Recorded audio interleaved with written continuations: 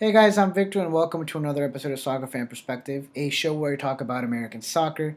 Now this episode is going to be a little bit different because I'm actually going to combine the MLS news with the US men's national team news, and the reason being is that typically when the US men's national team has a game, I have a solo video where I talk about the game and give players their ratings. However, I was unable to watch this game live because I had to be somewhere else at that exact same time. And so the only thing I have to go by is the highlights, so I figured that wasn't enough to merit a solo video, so I thought I'd just tack this at the end of this video. As for the MLS topic for today, it is the trend of US internationals coming back to the league. Now, as many of you have been seeing, there's a current trend going on where US internationals are coming back to the league.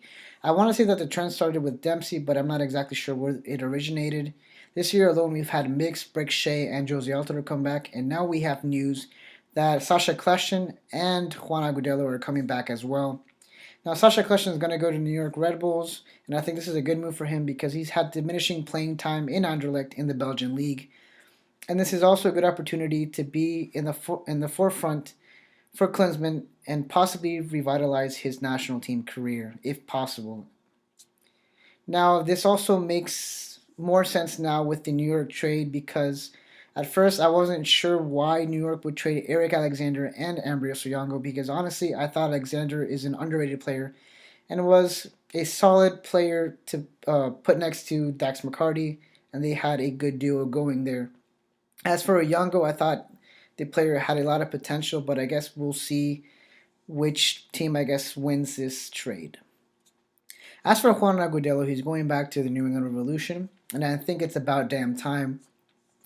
Now, he's been waiting for a good team to sign, and apparently no one has shown up, and so he's just been relaxing in his sofa. I don't know whatever he's doing. I don't know what's in his mind.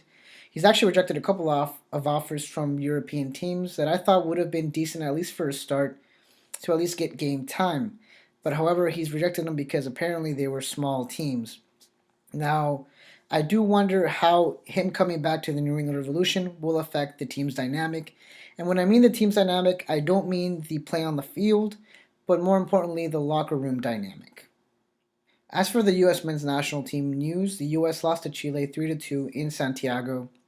And I gotta say, I'm not surprised, mainly because one, Chile is a good team. Even if this was their so-called B team, they were the better team.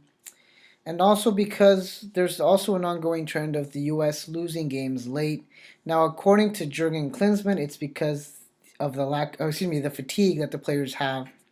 And honestly, I don't buy that because this hasn't been an issue until he's been in charge. And so if it is fatigue, I don't think it's because the players aren't fit. I think it's just because they've been overrun in practice. And adding on to that, I'm not a big fan of the 3-5-2 because I don't see the logic. If you're leaking goals, why would you reduce the amount of defenders? It just doesn't make sense. So that's it for this video. Thank you guys for watching. What are your thoughts on the topics I talked about today? Please leave it in the comment section down below. If you like this video, then please give it a thumbs up. Also, if you think you're interested in these type of topics, then please hit that subscribe button. So until next time, guys, see you all later.